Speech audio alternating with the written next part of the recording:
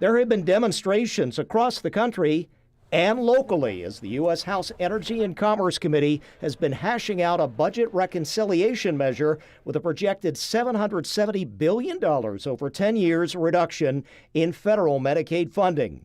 Democrats, including especially healthcare worker union members, saying people will be cut off from healthcare. Republicans say they're trying to stop runaway growth and reduce the federal deficit with preservation of Medicaid for genuine in-need recipients. Earlier this week, Democratic Congresswoman Ocasio-Cortez of New York City, in that House committee session, mentioned funding issues and, quote, closure risk for UPMC Chautauqua Hospital in Jamestown and Westfield Memorial in Westfield. Here's a portion of her comments. Westfield Memorial Hospital will be at risk of closure.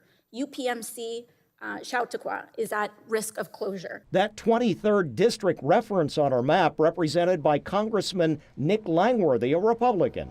I really don't believe that her allegations were based in reality. Like many of the political proposals that AOC puts forward, I don't think we should take a lot of political advice or governmental advice from AOC. Langworthy says he battled against other Republican efforts to cut even deeper into Medicaid funding to protect such hospitals, the closure of which would be major blows in Jamestown or Westfield. Can you give us an example of how exactly you fought to protect the rural hospitals? Oh, very, very simply. A lot of the suggestions could have drastically hurt our position in New York, and I fought very hard to make sure that we preserve what they call FMAP, which is our funding reimbursement levels. Those are kept whole for New York. One of the strong proposals would have cut that by 40%, which would have hit New York the hardest of any state in the country. That is also very serious for our rural health delivery system.